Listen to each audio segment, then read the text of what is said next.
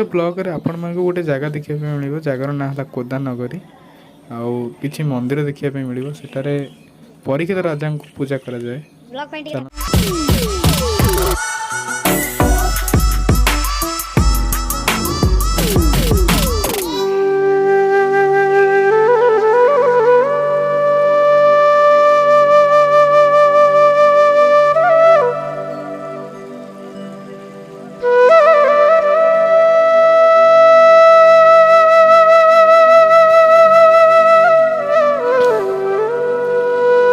ଆମର ଏଠି ପରୀକ୍ଷିତ ରାଜାଙ୍କୁ ପୂଜା କରାଯାଏ। ଆମର ଯେଉଁ ମେନ୍ ଏଠି ମନ୍ଦିର ରହୁଛି, ପରୀକ୍ଷିତ ରାଜାଙ୍କର ମୂର୍ତ୍ତି ରହୁଛି ଆଉ ତାଙ୍କ ସିଂହାସନ ରହୁଛି। ତାପରେ ବହୁତ ଗୁଡ଼ିଏ ଠାକୁରଙ୍କର ମନ୍ଦିର ଆଉ ମୂର୍ତ୍ତି ଦେଖିବେ। ଆମର ଏଇ ଜାଗାଟି ଚିତ୍ରତୋଳା ନଦୀ କୂଳରେ ଅବସ୍ଥିତ, ଯାହାକି ଗୋଟେ ବଡ଼ ବାଲିଚର ଉପରେ ଋଷିମାନଙ୍କର ମନ୍ଦିର ଆଉ ବହୁତ ଠାକୁର ଠାକୁରାଣୀ ମାନଙ୍କର ବି ମନ୍ଦିର ଏଠାରେ ଦେଖିବା ପାଇଁ ମିଳୁଛି।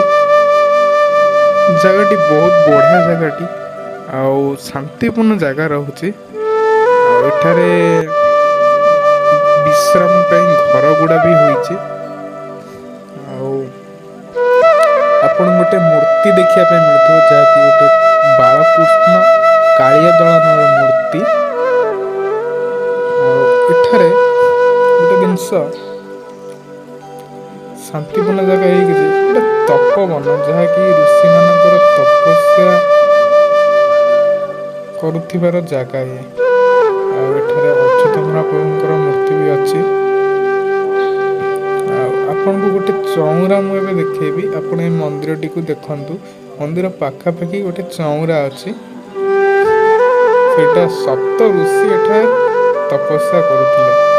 ତାର ପ୍ରମାଣ ହେତୁ ସେ 7ଟି ଚଉରା ଏଠାରେ ଅଛି। ଆଉ ଏମିତି ବହୁତ ମନ୍ଦିର, ଏଠି ଗୋଟେ ମହାଦେବଙ୍କର ମନ୍ଦିର ଆପଣଙ୍କୁ ଦେଖିବା ପାଇଁ ମିଳୁଥିବ। ଆଉ ଯଦି ବି ଆପଣ ପରୀକ୍ଷିତ ରାଜାଙ୍କ ବିଷୟରେ ଜାଣିନାହାନ୍ତି, ମୁଁ ଡିସ୍କ୍ରିପସନ୍ ଚେକ୍ କଲେ ଆପଣ କ୍ଲିଅର୍ ହୋଇପାରିବେ। ପରୀକ୍ଷିତ ରାଜାଙ୍କ ବିଷୟରେ କିଛି ଜାଣିପାରିବେ। ମୁଁ ଡିସ୍କ୍ରିପସନ୍ରେ ଦେଇଥିବି, ଆପଣ ଚାହିଁଲେ ଦେଖିପାରିବେ।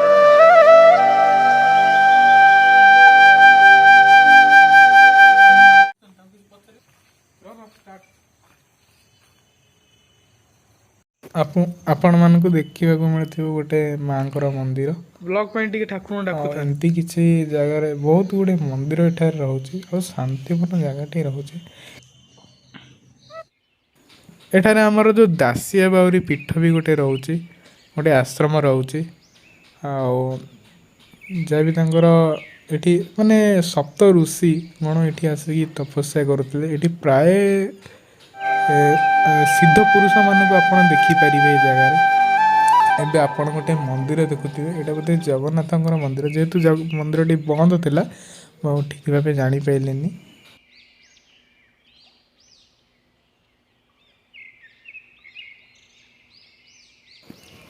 ଆମେ ନଈ ଆଡ଼କୁ ଟିକେ ଯିବା। ଆପଣଙ୍କୁ ଦେଖିବା ପାଇଁ ମିଳୁଥିବ ପୁରା ଜଙ୍ଗଲ ଟାଇପ୍ର ରହୁଛି। ଆପଣ ବି ଏଠି ପିକନିକ୍ ପାଇଁ ଆସିପାରିବେ।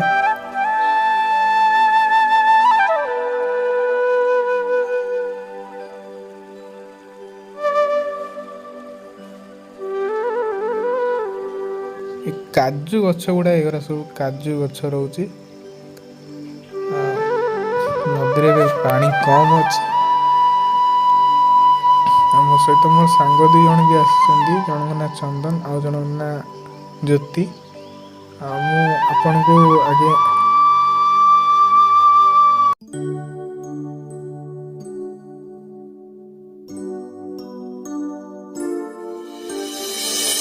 ହେଲା କୋଦାନଗରୀ, ଯାହାକି ବହୁତ ବଢ଼ିଆ ପ୍ଲେସ୍ ରହୁଛି ଆପଣମାନଙ୍କ ପାଇଁ। ଯଦି ଆପଣମାନେ କୌଣସି ବ୍ୟାଚ୍ ଫିଷ୍ଟ କରନ୍ତି କିମ୍ବା ସାଙ୍ଗମାନଙ୍କ ସହିତ ବୁଲିବା ପାଇଁ ଆସନ୍ତି, ଆପଣମାନଙ୍କୁ ବହୁତ ବଢ଼ିଆ ଲାଗିବ ଜାଗାଟି। କାରଣ କହିଲେ ବି ଅତୁଟ ହେବନି। କାରଣ ଦେଖନ୍ତୁ, ଏଇଟା ଆମେ ଠିଆ ହେଇଛୁ ପାଖ ନଈ, ସେ ଯେଉଁ ଜାଗାଟି ଅଛି ସେ ଜାଗାଟି ଟିକେ ଦେଖନ୍ତୁ।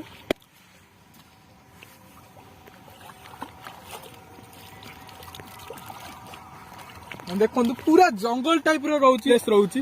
ଆଉ କାଜୁ ବଣ ରହୁଛି ନଈ କର ସାଇଡ୍ରେ। माने मंदिर एते मंदिर से जगार अवेलेबल जेहेतु गोटे बालीचर बहुत हाइट अच्छी किंतु जितकी मंदिर अच्छी ठाकुर स्थान जिते भी गुरुजन लोक नहीं आसुँच अत्यंत खुशी होइजिवे कारण यहाँ गोटे अच्युत महाप्रभुंकर गोटे तपोवन माने माने गोटे तपस्यापूर्ण जगह सी आगे ये तपस्या करते जहाँ भी आमको शुणा मिलला बाहर मुझे भावुची माने आमर जे पूजक रोचे पूजक कतरू किसी इनफर्मेशन नेबी जगह विषय किसी जानी जगार महात्मा विषय किसी आपण पाखे आनी रखी आपन टिके दयाकोरी मो चैनल टी सब्सक्राइब करूँ जहाद्वारा कि आगु को आउरी वीडियो पकई पारि मो सहित मोर भी दिजण सांग थिले जण ना ज्योति आउ जण ना चंदन मु वीडियो रे तार भी व्यू आपन को देदेवी आ गोटे कथा आउटी जहाँ भी फिस्ट जहाँ भी सामग्री रोचे आपन को सिटी मिल जाव एंट्री फीस ये किसी भी पड़ूनी पार्किंग लॉट भी जगह अवेलेबल किसी क्या टंका दवा दरकार ना